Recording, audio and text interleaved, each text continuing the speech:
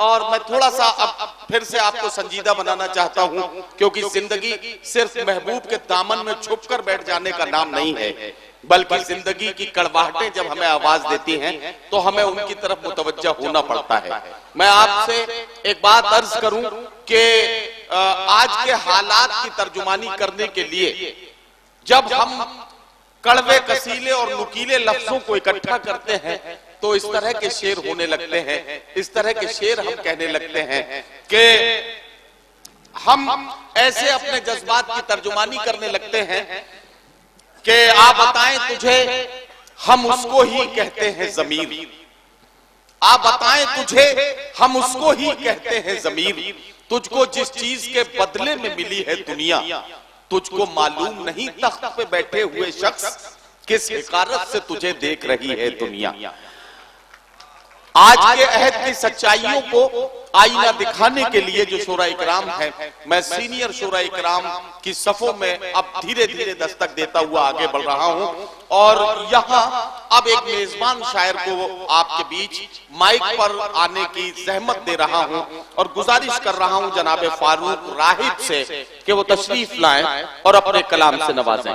जनाब फारूक राहिब, आपके सपनों में भी आते अब हैं लहराते बल खाते नाग, सपनों में भी आते अब हैं लहराते बल खाते नाग, जीवन के हर मोड़ पे यारों मिलते हैं फनकाड़े नाग। वाह।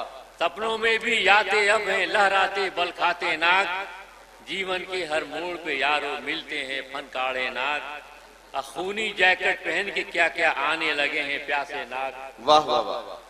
खूनी जैकेट पहन के क्या क्या आने लगे हैं प्यासे नाग, चप्पा चप्पा गलियों गलियों फैल गए हैं सारे नाग।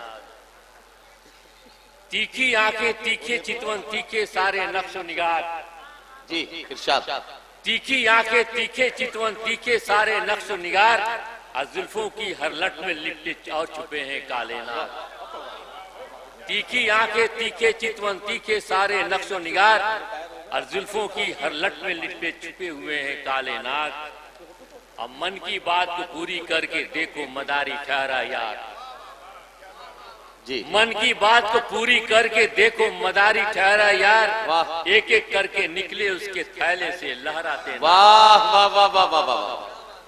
मन की बात को पूरी करके देखो मदारी ठहरा यार, क्या कहना, एक एक करके निकले उसके थैले से लहराते नाग। वाह वाह वाह। अशेर है इच्छाधारी नागों ने है मानो जैसा धारा रूप। क्या कहना, इच्छाधारी नागों ने है मानो जैसा धारा नो, आगे पीछे घूम रहे हैं आजाद अब अनजाने नाग। वाह वाह वाह वाह। और लगता है कि शहर में आपके दिखने लगे हैं कितने सारे ऐसे लोग, शहर में आपके दिखने लगे हैं कितने सारे ऐसे लोग, हाथ में देखो राहिब उनके कैसे हैं इठलाते नाग।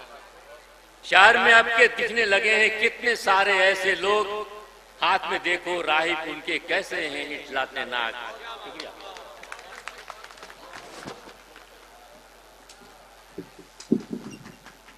हजरत गिरामी, मैं उस माइक से उठ के इस माइक पे आया हूं, इसका मतलब कुछ जरूरी काम मुझे करना है। एक बात मैं आपको बताना चाहता हूं मोतिहारी के अच्छे लोगों, पिछले दिनों एक वाकया मेरे साथ हुआ। मेरे घर चंद मेहमान आ गए।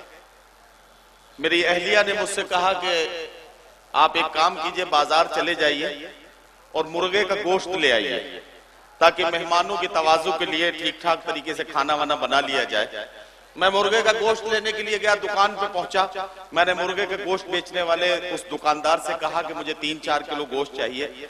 उसने एक काम किया, मैं बड़े गौर से उसकी तरफ देख रहा था। एक पिंजरे में उसने हाथ डाला, एक मुर्गे को पकड़ा। जिस मुर्गे को पकड़ा गया सिर्फ वही चीखा, बाकी सारे मुर्गे खड़े खड़े तमाशा देखते रहे। मुर्गे को बाहर निकाला गया, ज़िबा किया गया, बोटियां बनाई गई, तराजू के पलड़े में रख दिया गया। फिर उसने दोबारा हाथ डाला, दूसरा मुर्गा पकड़ा। दूसरे मुर्गे को जब पकड़ा गया तो वही चीखा जिसको पकड़ा गया था, बाकी सब चुपचाप खड़े तमाशा देखते रहे। उसे निकाला निकाला गया, उसे ज़िबा किया गया, उसकी बोटियां बनाई गई, फिर हाथ डाला गया, तीसरा मुर्गा निकला, वो भी चीखा, बहुत चीखा, लेकिन कोई उसके साथ नहीं बोला। वो तमाम मुर्गे खामोश खड़े रहे। मैं गौर से देख रहा था, मैंने सोचा शायद यही हाल हमारा है। हम में से जिस पर हाथ डाला जाता है सिर्फ वही चीखता है, बाकी सब तमाशा देखते हैं।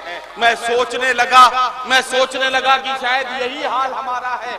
और हालात यहां पहुंच गए कि मुझे ये सोचने पर मजबूर होना पड़ा कि जलते घर को देखने वालों, फूस का छप्पर आपका है। भाई साहब बैठ जाओ उठ के। जलते घर को देखने वालों, फूस का छप्पर आपका है।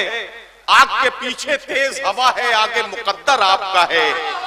उसके कत्ल पे मैं भी चुप था, मेरा नंबर अब आया।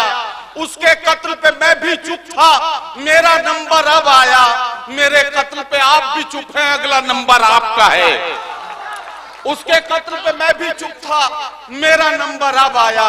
मेरे कत्ल पे आप भी चुप हैं, अगला नंबर आपका है।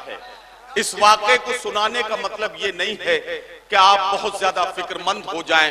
हमें अपने गिरेबान में झांकने की जरूरत है और ये समझना है कि कहां कहां हमें अपने अंदर सुधार लाना है, कहां कहां हमें अपनी इस्लाह करनी है। ये जिम्मेदारी हमारी है। और यकीन रखिए, मायूस होने की जरूरत नहीं है। यकीन रखिए इस बात पर कि हर मसरत भी वही, गम भी वही देता है। धूप और छांव के मौसम भी वही देता है। जख्म लगते ही नहीं उसकी इजाजत के बगैर, और फिर जख्मों को मरहम भी वही देता है। जख्म लगते ही नहीं उसकी इजाजत के बगैर, और फिर जख्मों को मरहम भी वही देता है। ये इतनी गुफ्तगू करने का मतलब ये था कि मुझे आपको संजीदा बनाना था।